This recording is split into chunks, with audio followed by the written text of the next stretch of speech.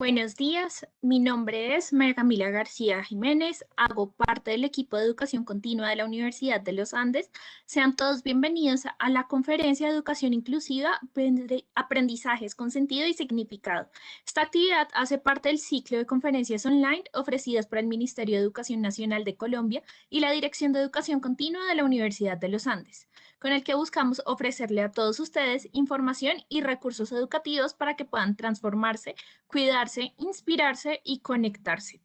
Les recordamos que al finalizar tendremos un espacio para responder sus preguntas, por lo que les invitamos en el transcurso de la actividad a enviarnos a través del espacio de preguntas y respuestas o escribiendo al panelista que se llama Preguntas y Respuestas. Y si nos acompañan por Facebook a través del espacio de comentarios. Esta actividad está siendo grabada. Por correo les compartiremos el video para que puedan volver a verlo y compartirlo. El día de hoy nos acompaña como anfitrión de este evento Lisette Sea, subdirectora de Referentes y Evaluación de la Calidad Educativa. Lisette, bienvenida. Un gusto tenerte con nosotros. Te damos la palabra para iniciar esta actividad. Buen día, muchísimas gracias. Buenas tardes a todos y todas los colegas docentes, directivos docentes, líderes de calidad, líderes de evaluación, todos los educadores que nos acompañan el día de hoy y en general a toda la comunidad académica interesada y siempre aprovechando el espacio que como Ministerio de Educación hemos creado para que cada semana nos podamos encontrar alrededor de muchos temas que son de interés para todos y que hemos querido siempre contar con los expertos más pertinentes que nos puedan, digamos, dinamizar estos ejercicios.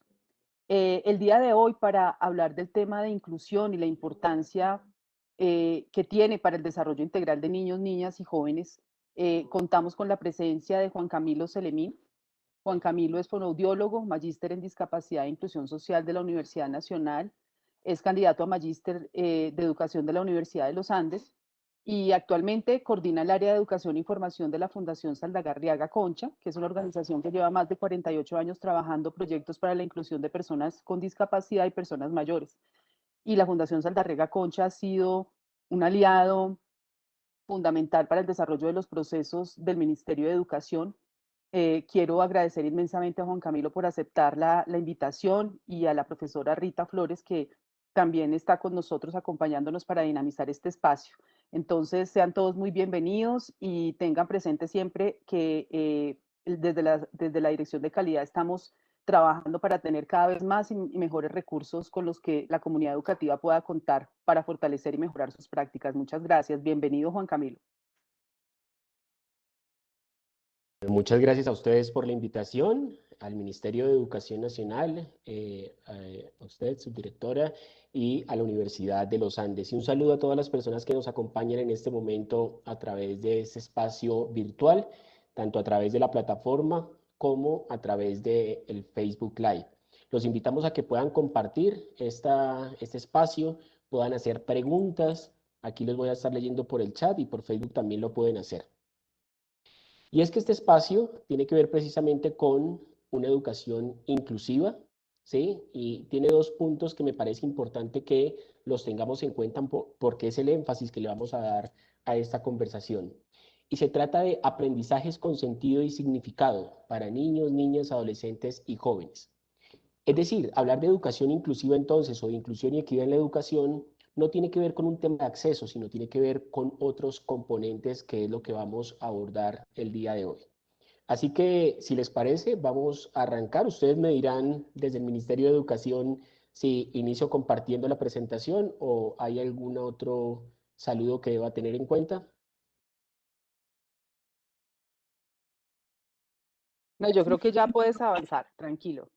Perfecto, listo. Entonces les voy a presentar en este momento, voy a proyectar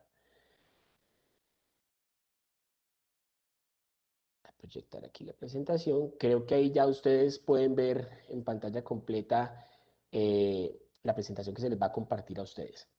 Y me gusta iniciar con la siguiente gráfica, que es sacada de un libro llamado Separados y Desiguales, que lo hace de justicia y tiene que ver precisamente con esos elementos que marcan la exclusión en Colombia y por lo tanto por qué debemos hablar de inclusión y equidad y a quiénes está dirigido. Y esta ilustración, que es esta imagen, ¿cierto? A propósito de que estamos por estos días en temas de la Copa América y demás, pues tiene que ver con fútbol. Fíjense cómo está la cancha de ese partido al cual los estoy invitando en este momento. Entonces resulta que vamos a ver un partido de fútbol y la cancha está desnivelada. Y resulta que en los dos tiempos del partido se juega exactamente igual, es decir, no tienen la oportunidad los jugadores de un equipo intercambiar, sino que siempre van a jugar los dos tiempos en la parte de arriba y los otros jugadores en la parte de abajo. La pregunta que se hace allí en el libro Separados y Desiguales es, ¿quién creen ustedes que va a ganar este partido? ¿El equipo que está arriba o el equipo que está abajo? Entonces uno puede decir, bueno, más allá de, ¿cierto?, de qué equipo se trata y eso, pues de entrada los que están arriba tienen mayor opción de ganar porque están, ¿cierto? Les toca bajar y requieren de menos esfuerzo para meter un gol. Es decir, las circunstancias, el contexto, en este caso la cancha, el desnivel de la cancha, pareciera dar una ventaja a unos jugadores sobre otros. No tiene que ver nada con las capacidades de los jugadores, sino con el contexto. Ahora pasemos esta ilustración ya no a una cancha de fútbol, sino a un aula de clases. Un aula donde hay 100 niños, ¿cierto? Y entonces yo me pregunto, bueno, ¿y para quiénes es que tengo que nivelar la cancha? Yo la nivelo para quiénes. Y resulta que hay muchas personas que cuando uno les habla de inclusión, le dicen, ah, usted me habla de los maestros de inclusión. Sí, sí, sí, sí, sí, el que tiene al niño ya con discapacidad. Y entonces lo llevan a uno al salón y resulta que hay un número allí de estudiantes con discapacidad. Y entonces uno les pregunta que por qué asocian inclusión con discapacidad y mencionan que no, pues que los niños de inclusión, incluso, siento entre paréntesis, pues siempre han estado asociados con esos profesionales de apoyo y con el maestro que se dedica a ese grupito. Y a eso se le llama inclusión. Pero resulta que no solamente tenemos 8 o 10 niños que tienen discapacidad. Resulta que de esos 100 hay otros que tienen una condición socioeconómica que es distinta a la de otros y pueden ser considerados como pobres, ¿cierto? Entonces allí yo pongo otro grupito allí y digo, por sus condiciones socioeconómicas tienen cierta desventaja y allí hay unos estudiantes que están en condiciones de pobreza. Pero resulta que tengo otro grupito que pueden hacer parte de la población LGBTI. Entonces también están allí y en algunos colegios, en algunos contextos, pueden llegar a ser discriminados por su condición que es minoritaria frente a la gran mayoría de compañeros o de profesores. O resulta que el otro pedacito de mi clase son migrantes o estudiantes, niños, niñas desplazados por las condiciones de violencia en el país, o son refugiados, o resulta que otro pedacito del salón pertenece a una minoría étnica, religiosa o lingüística o a un grupo o una población indígena. Otro grupito a zonas rurales, otro grupo son niñas, ¿cierto? Y en ciertos contextos también digamos que están allí en desventaja. Y por último, pues están ya el resto del grupo que yo le puedo decir, uy, tienen dificultades de aprendizaje, o algunos son gordos, otros son flacos, otros son alérgicos, y yo empiezo entonces a buscar allí diferentes características que pueden estar asociadas a diferentes condiciones de la persona y no necesariamente a un rótulo específico asociado con una discapacidad. Y por último, dice ahí, este es el último y es un estudiante nuevo. A ver cómo lo catalogamos. Pues bien, resulta que cuando hablamos de inclusión y equidad en la educación, hablamos de una propuesta que precisamente busca nivelar la cancha para todas estas poblaciones que históricamente pueden estar excluidas. Pero fíjense que esas poblaciones no es que estén excluidas porque sus características propias los pongan en desventaja, sino que si la persona es, por ejemplo, de una comunidad religiosa específica, si su contexto es mayoritario y practica pertenece a un grupo religioso distinto, pues puede verse allí en desventajas. O las mismas mujeres, por ejemplo, que en algunos contextos en Colombia han estado excluidas, relegadas, y, por ejemplo, hasta hace muy poco tiempo en Colombia podemos hablar de que la mujer puede votar. Y resulta que en algunas instituciones educativas, en la ruralidad, por ejemplo, también nos encontramos con estos grupitos que se ven desfavorecidos por el contexto en el que se encuentran, y allí es donde entramos a hablar de aquellas cosas claves para poder trabajar, para que ese contexto poco a poco vaya nivelando las condiciones de todos. Y no solamente hablar de nivelar en términos de igualdad, sino en términos de equidad. Es por esto que desde el Ministerio de Educación Nacional y acompañado, digamos, de la academia, allá ha estado la Universidad de los Andes, la Universidad Nacional y otras instituciones de educación superior, han venido trabajando con otras organizaciones internacionales para establecer los ejes que debería tener en cuenta cada institución educativa, y más ahorita que estamos en momentos como este donde vamos a ir a la presencialidad. Venimos de una pandemia donde estuvimos más de un año en la virtualidad y a distancia, y salen entonces tres ejes que propone un profesor llamado Mel Aisco y que hemos venido como país adaptando, apropiando, y tiene que ver con tres ejes. Uno de políticas, otro de cultura y el último de prácticas. Hablar de un trabajo relacionado con estos tres ejes es hablar de que toda una institución educativa se comprometa para trabajar por las poblaciones que les mostraba ahora como ejemplo. Es decir, poblaciones negras, afrodescendientes, raizales, palenqueros, indígenas, población víctima del conflicto, mujeres, campesinos, extranjeros, población LGBTI, personas con discapacidad. Si ustedes se fijan, con cada rótulo de estos, posiblemente si usted está allí al otro lado, pues mirándose qué características tiene, uno puede decir, no, pues si es así, en cualquier momento cualquiera de nosotros puede resultar excluido y yo puedo entrar en una categoría dependiendo del contexto en el que me encuentre. Por eso, la primera invitación que les quiero hacer es que hablar de educación inclusiva es hablar de garantizar la calidad en la educación en general. Ojalá algún día no hablemos de educación inclusiva ni de inclusión y equidad en la educación, sino sencillamente hablemos de educación, donde todas estas poblaciones puedan estar allí participando, aprendiendo e interactuando. ¿Sí? Eso es lo importante, digamos, es la razón de ser de esta conversación. Teniendo en cuenta esto y lo que plantea la UNESCO y lo que está también en los Objetivos de Desarrollo Sostenible, puntualmente el objetivo número 4, el que Colombia también tiene como meta, ¿cierto? Hablar de una educación inclusiva entonces es hablar de un proceso permanente que reconoce, valora y responde de manera pertinente a la diversidad de las características, intereses, posibilidades y expectativas de los niños, niñas, adolescentes, jóvenes y adultos. ¿Cuál es el objetivo de la educación inclusiva?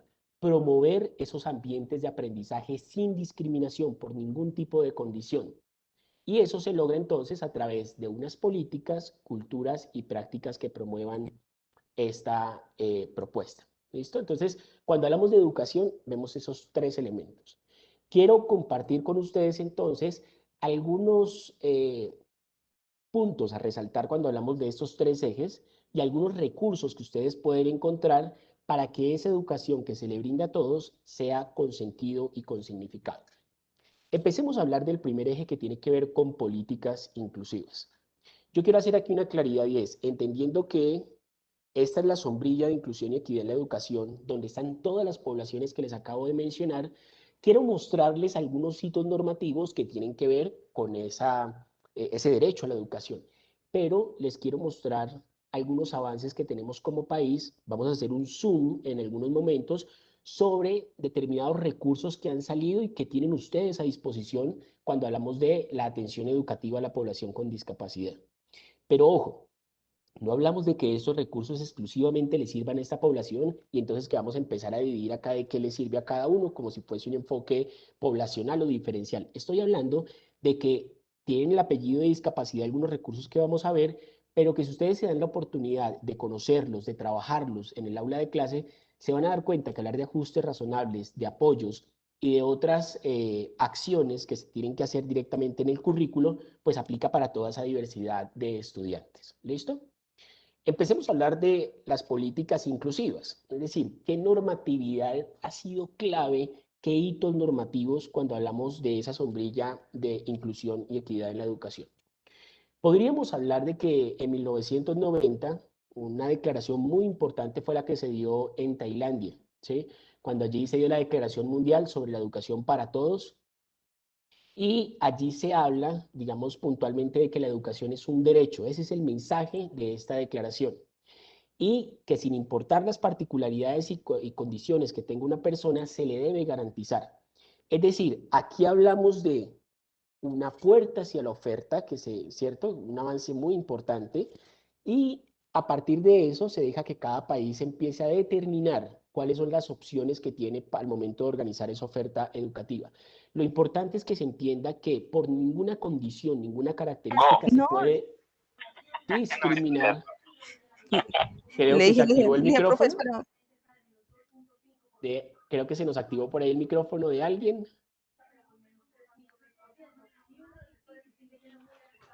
Ahí le voy a pedir el favor, perdón, que creo que se nos... ¿Me escuchan ahí? Aló. Espérame, profe, un momentico, espérame. Listo. Tranquilo.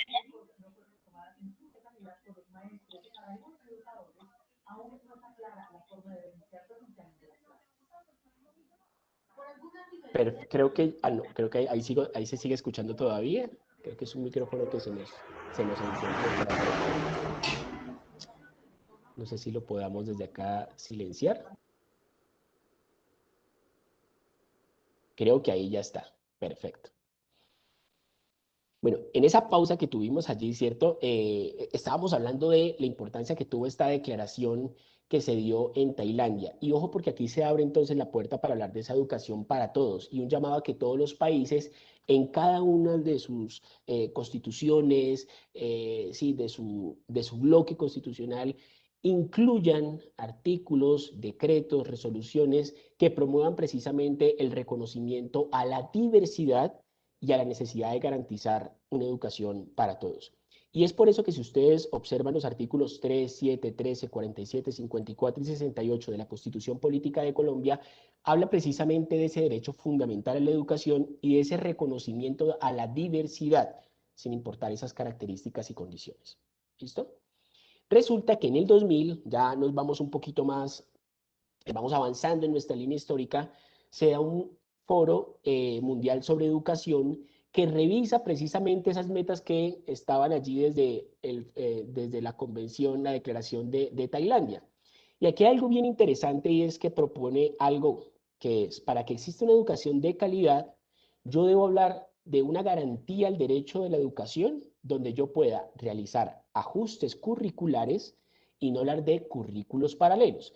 Esto es supremamente importante porque marca una diferencia grande entre tener a los estudiantes en una misma aula viendo cosas totalmente distintas porque uno pertenece a un grupo determinado o considero que no tiene las capacidades, las condiciones para acceder a ciertos contenidos, y la otra es obligar al maestro, a la institución educativa, a pensarse en unos ajustes curriculares que pueden ser metodológicos, a nivel evaluativo, didácticos, curriculares, administrativos. Entonces implica una transformación ya que va mucho más allá e involucra a toda la institución educativa.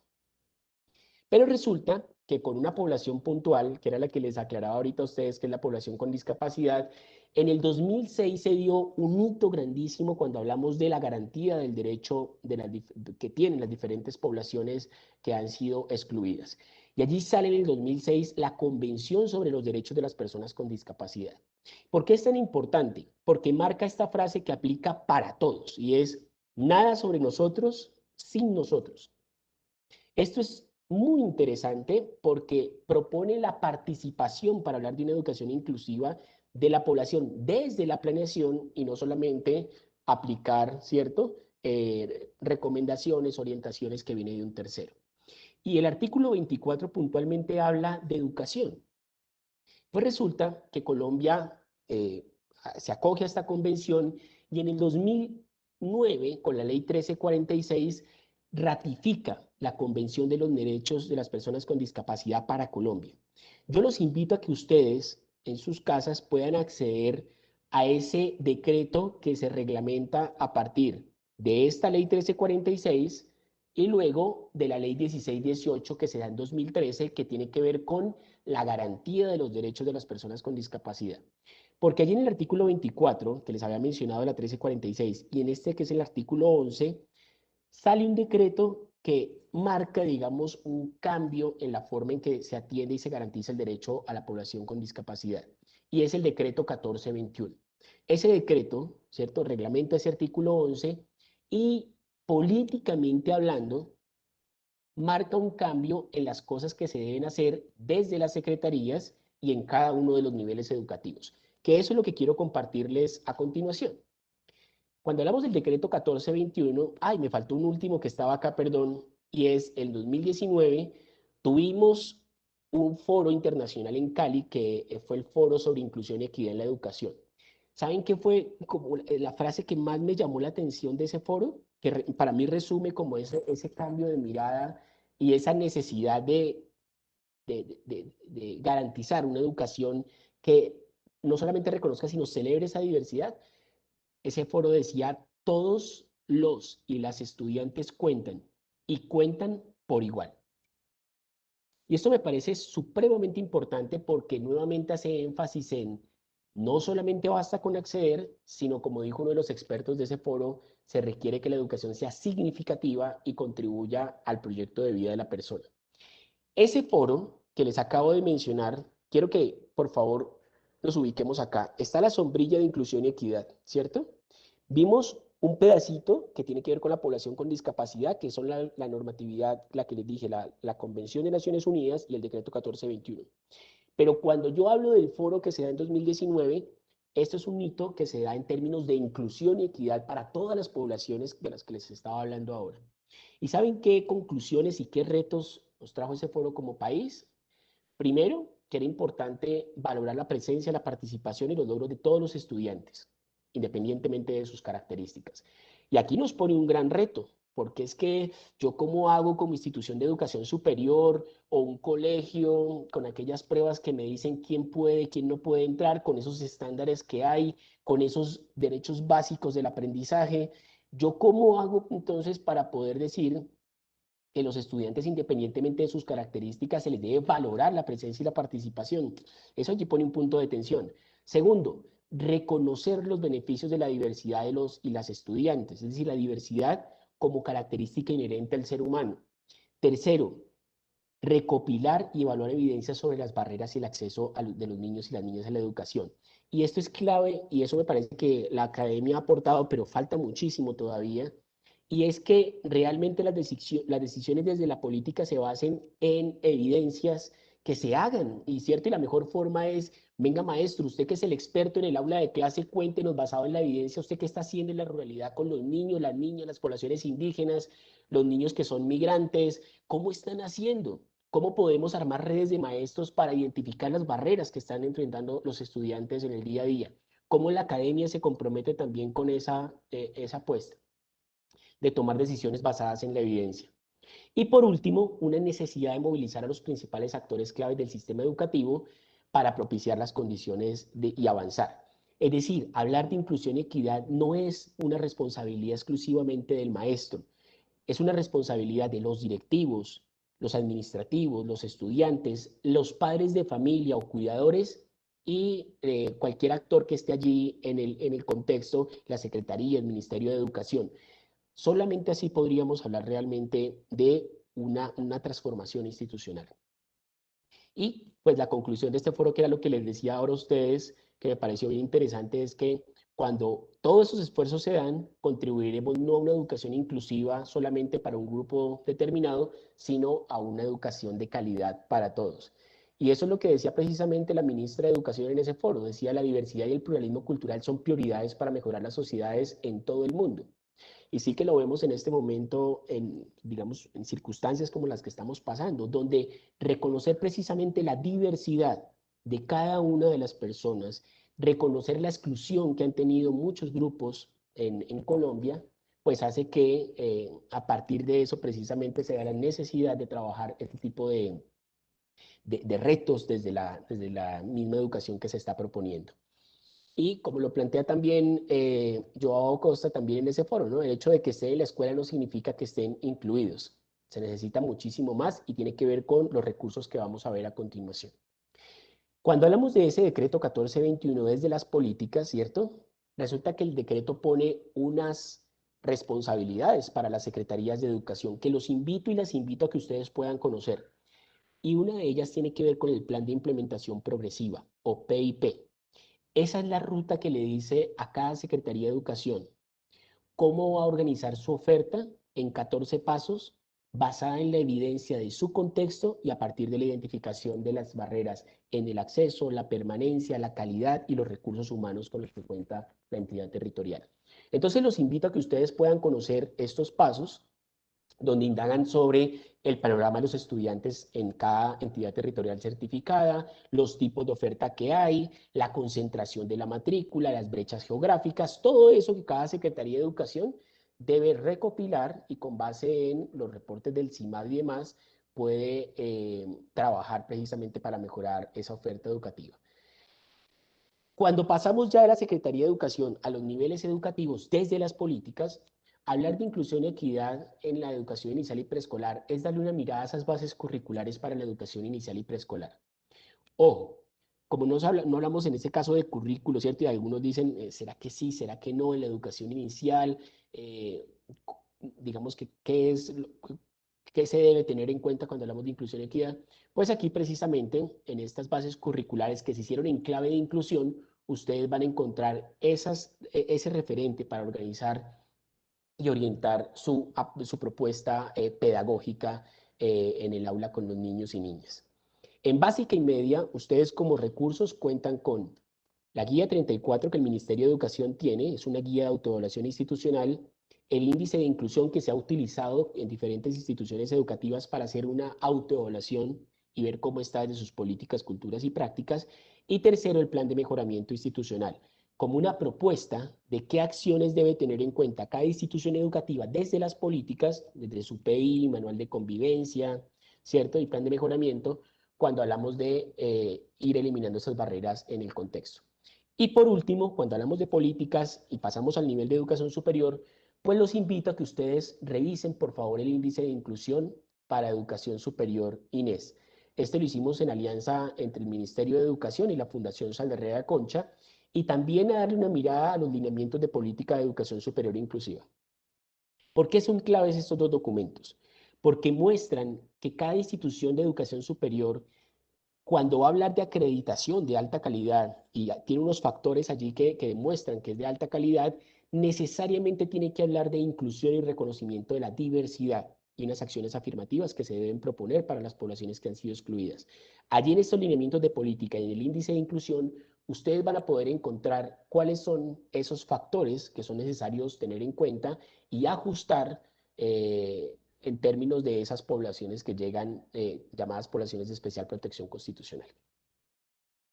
Y hasta ahí lo que tiene que ver con políticas que la apuestan a la inclusión.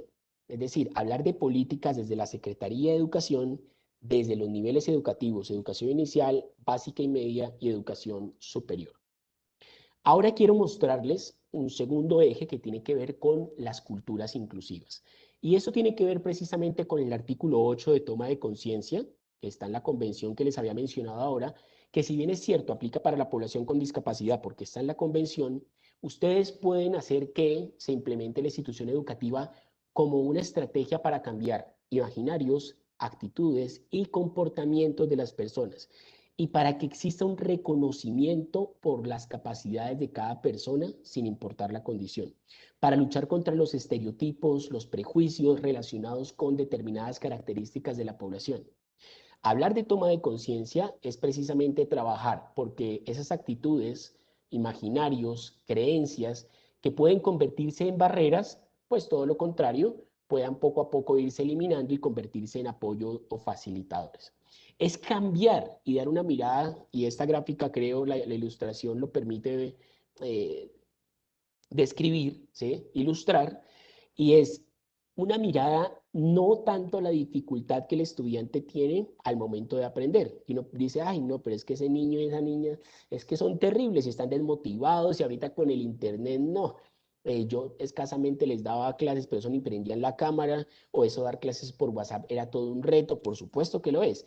Pero fíjense que la mirada aquí no es tanto de cómo están las dificultades de los estudiantes, de los niños y las niñas, sino cómo está nuestra enseñanza, nuestra práctica pedagógica y qué dificultades está presentando esa práctica pedagógica al momento de reconocer esa diversidad. Esto es muy importante que lo tengamos en cuenta. Por ahí vi que me hicieron una pregunta en el chat, ya la revisamos porque si no me toca saltarme aquí de la presentación, pero ya vi, pueden poner las preguntas que ustedes quieran, por favor, y ahorita las revisamos. Y hablar entonces de una cultura que le apueste a una transformación de imaginarios, actitudes y comportamientos es una invitación finalmente a esto, a lo que se muestra aquí. Aquí están en un partido, ¿cierto? En este caso es de béisbol. Hablar de igualdad, por ejemplo, pues está relacionado con la primera partecita de la imagen, que es una cancha de béisbol, hay 3 personas de diferente estatura y las 3 tienen 3 cajones iguales. En términos de poder garantizar que todos participen y crean el partido, pues no nos sirve de nada. El segundo tiene que ver con los ajustes que se hacen en términos de la persona, ¿cierto? Y mucho más equitativos, de darle un poco más a quien más lo necesita y así todos garantizan. Pero ¿cuál es la meta cuando hablamos de inclusión y equidad en la educación? Que ojalá algún día, más allá de los ajustes y apoyos, que siempre van a ser importantes, por supuesto, le demos una mirada a cómo transformar el contexto educativo por completo. Y al transformar entonces el contexto educativo, no estoy centrado en lo que la niña o el niño requieran, ¿cierto?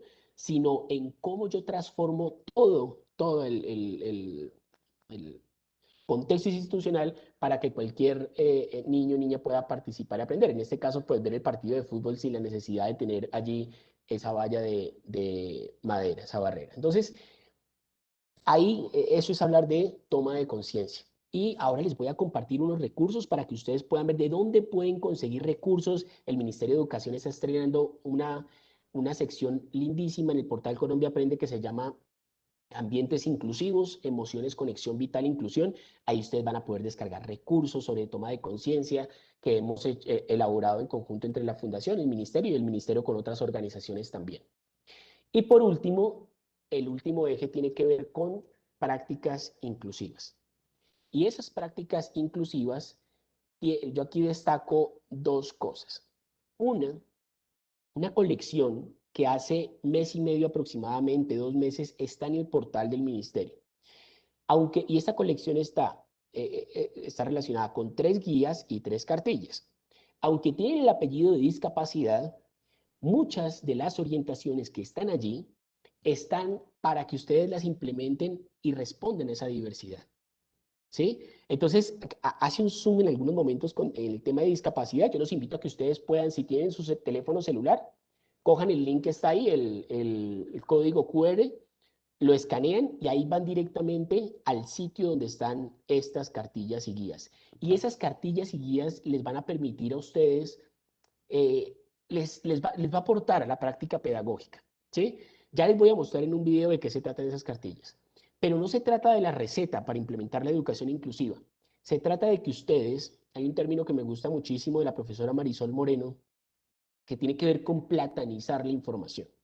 Es decir, sí, las guías son importantes, las orientaciones son importantes, las que da el ministerio, la secretaría, las fundaciones, pero ustedes como maestros son los que dicen qué tanto eso se ajusta a las necesidades de su territorio.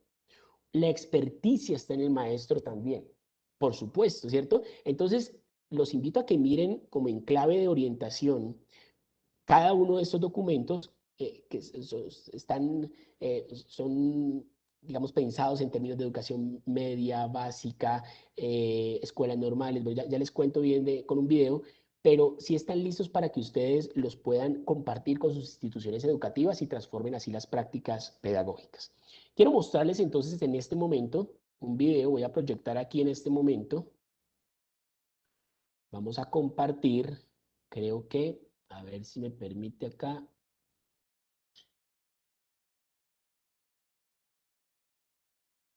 Creo que vamos a compartir acá un video. Y este video tiene que ver con lo que les venía mostrando a ustedes de las cartillas. Creo que acá está.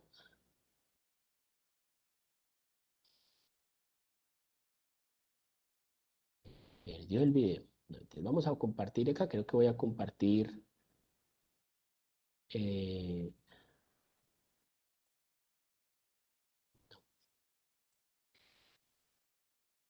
Un segundito. Mientras tanto, ustedes pueden en este momento hacerme preguntas frente a lo que hemos visto hasta ahora. Acá voy a ver, creo que voy a compartir aquí nuevamente la presentación y aquí me da la opción de compartir un video que tengo desde mi computadora. Y el video entonces, ya, creo que ahí ustedes lo van a poder ver en este momento, ¿verdad? ¿Ya ven ustedes un recuadro blanco? Perfecto. Sí, señor.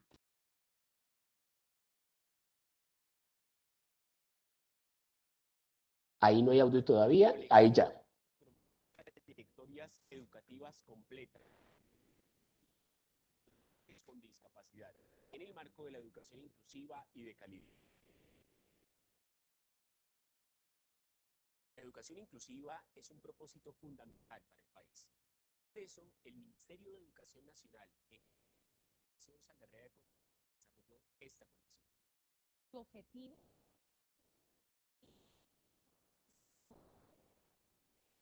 la participación, la promoción y el adolescentes con discapacidad que favorezcan las trayectorias. La colección está conformada por 2 cartillas y 3 guías que abordan temáticas importantes para la atención educativa y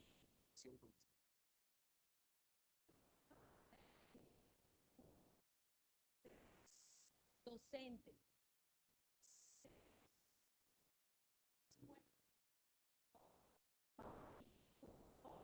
todos los actores del sistema educativo.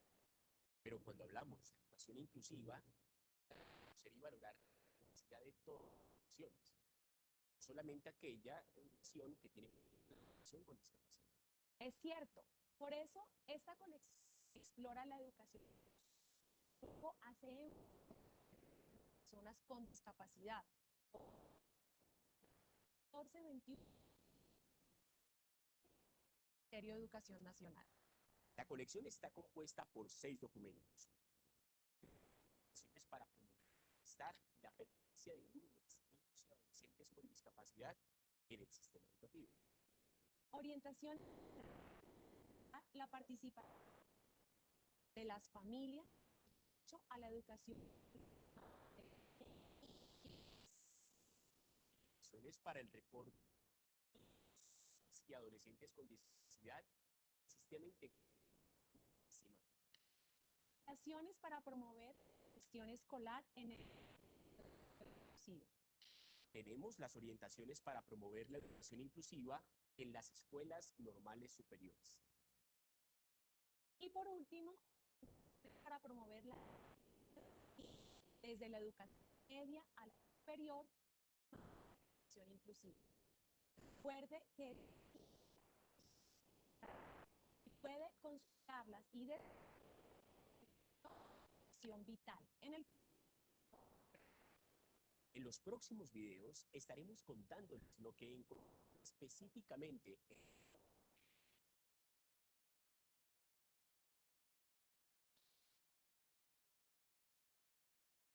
Listo. Creo que en este momento ya nuevamente están viendo mi presentación, ¿verdad? Sí. Listo.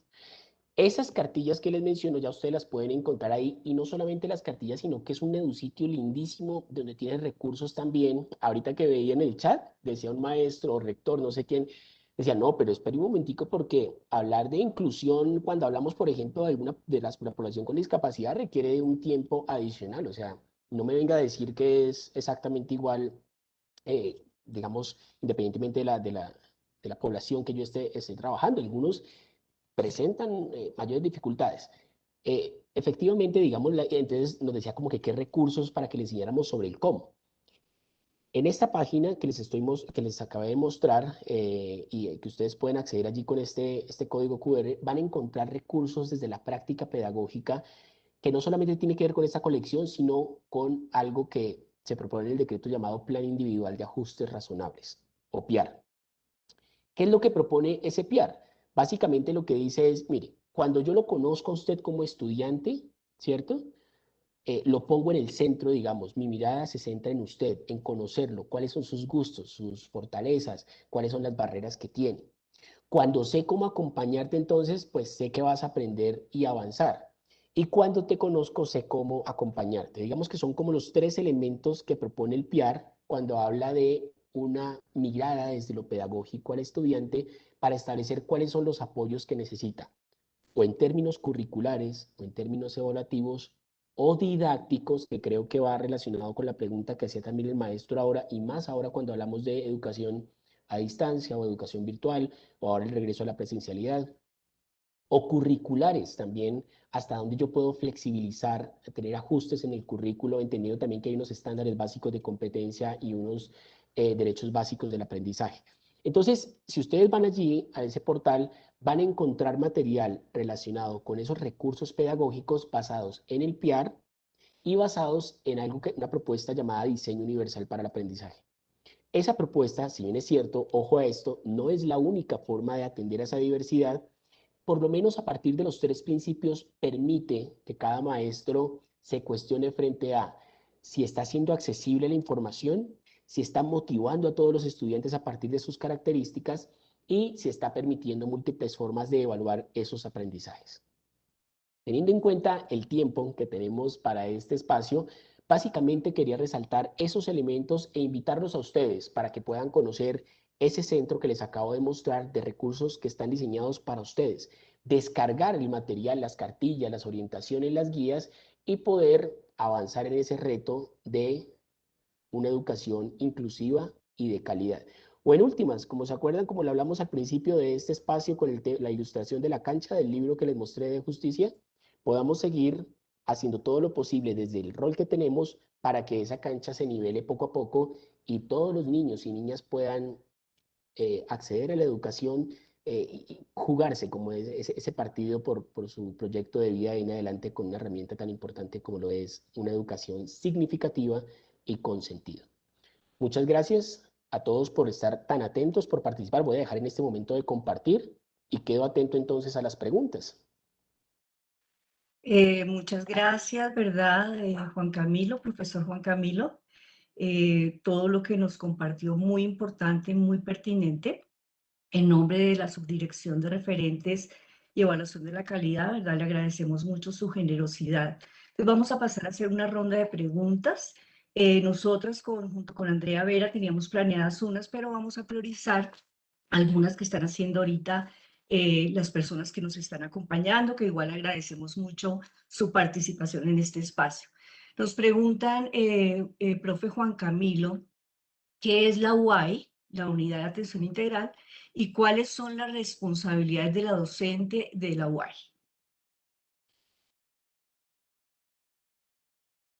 Profe, ¿me escucha? Sí, señor.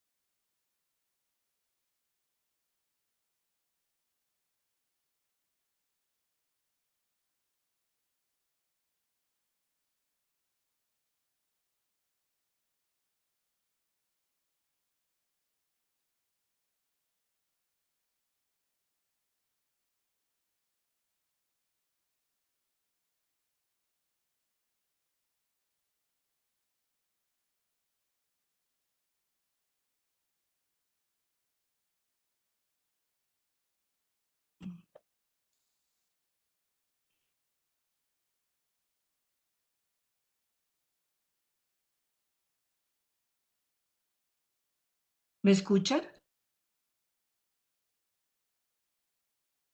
Sí, profe, la escuchamos.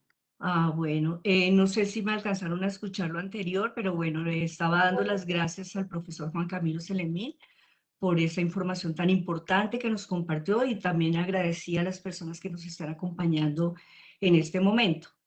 Les decía que con Andrea Vera teníamos preparadas unas preguntas, pero vamos a priorizar las que nos están haciendo ahorita los participantes. Nos preguntan ¿Qué es la UAI? ¿Y cuáles son las responsabilidades de la docente de la UAI?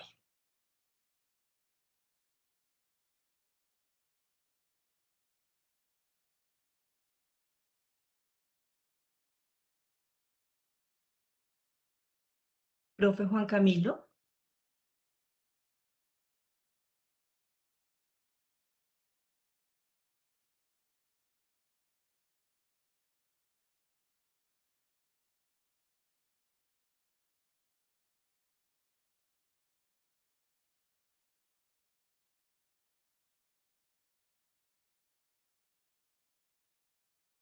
Perdón, Juan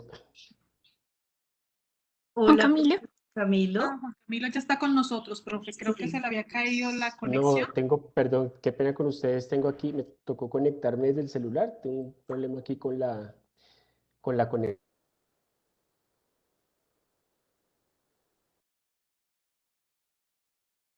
Creo que el profe Juan Bueno, Camilo parece que el tiene. profesor Juan Camilo tiene problemas de conexión.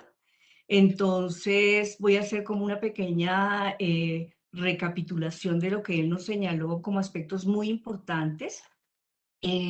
Creo que esa analogía o comparación que hizo con la cancha de fútbol nos muestra las realidades de nuestras poblaciones diversas que existen en la educación colombiana y nos invita a que realmente comprendamos la educación inclusiva como la única forma de garantizar el derecho a la educación, a una educación pertinente, de calidad e incluyente. O sea, creo que es una manera de invitarnos.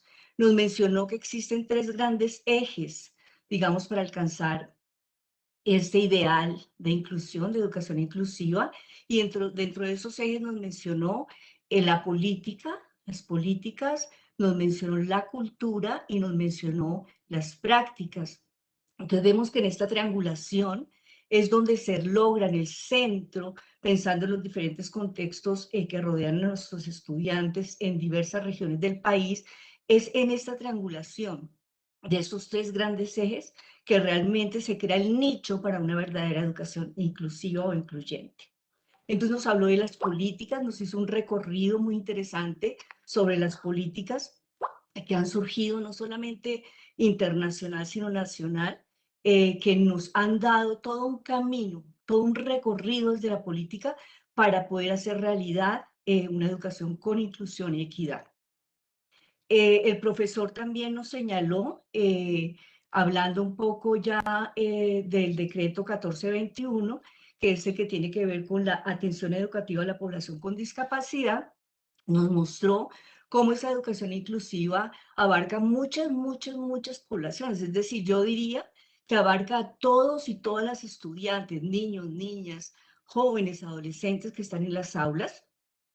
Y él hizo un zoom particular en la población con discapacidad, ¿sí? Pero nos dio a entender que la educación inclusiva abarca la atención y es más, él decía que en un futuro no se tendría que hablar de educación inclusiva, sino que se tendría que hablar del derecho a la educación para todos y todas, independientemente de sus características y condiciones. Entonces nos mencionaban que ese decreto 1421 pues plantea ya una serie de estrategias, de herramientas que le permitirían a los maestros y a las maestras llevar a cabo esos procesos de inclusión en las aulas de clase.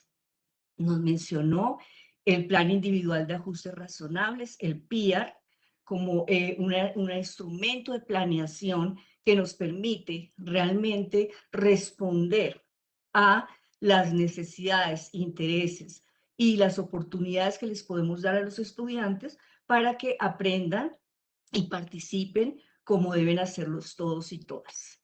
No sé, Andrea, si se me escapa algo que usted quiera agregar.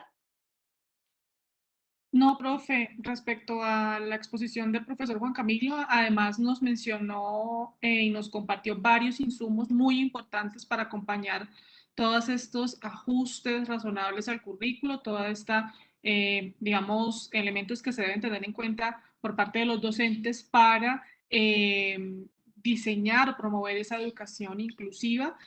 Eso también me parece que fue muy importante, los insumos que tenemos allí y que son construcción también desde, digamos, de varios equipos, ¿no? El Ministerio de Educación, la Fundación Saldarriaga Concha y otras entidades, así que, y que están en Colombia Aprende y que están en las páginas, obviamente, la Universidad de los Andes también está allí, que son insumos fundamentales para los docentes. Creo que ya está con nosotros el profesor Juan Camilo nuevamente. Sí, ya, hola, profe Juan Camilo.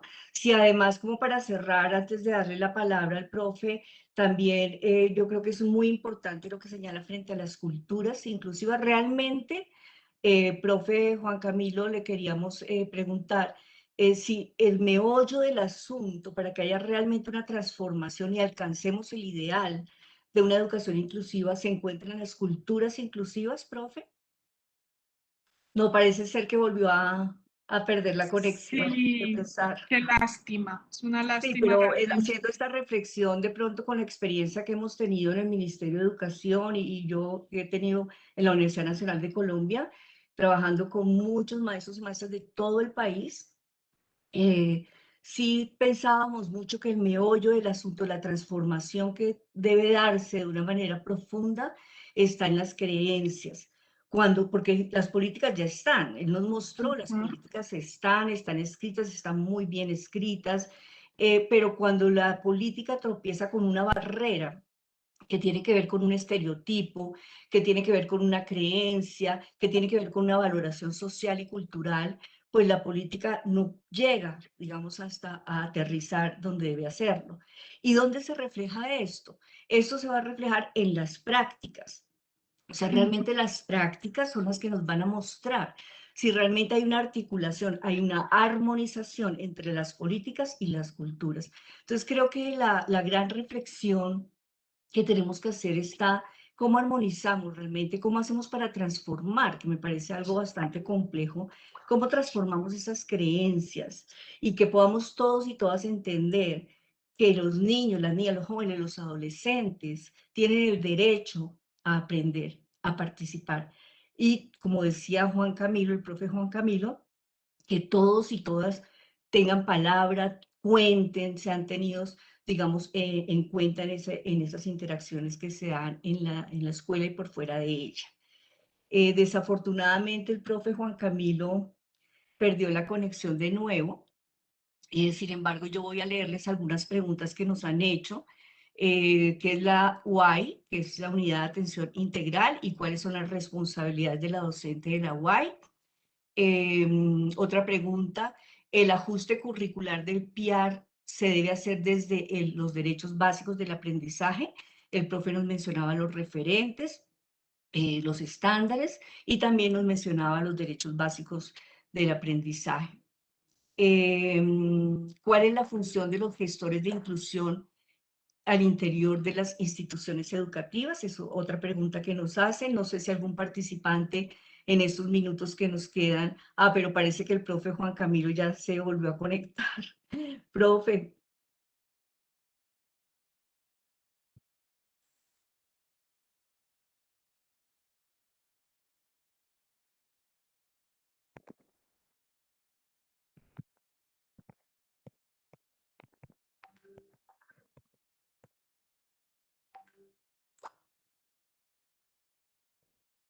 Profe Juan Camilo, ¿me escucha? No, profe, parece que se le volvió acá la conexión. Ah, ahí está.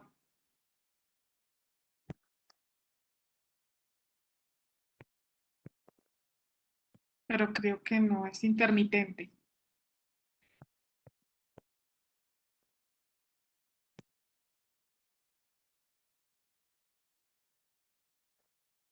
¿Ahí me escuchan? Sí, profe, ahí lo estamos escuchando. Es que creo que es por pues, me toca en este momento desde el celular, tengo problemas con la señal de aquí de la casa y ahorita con la activación acá del micrófono, pero si ahí me escuchan ya.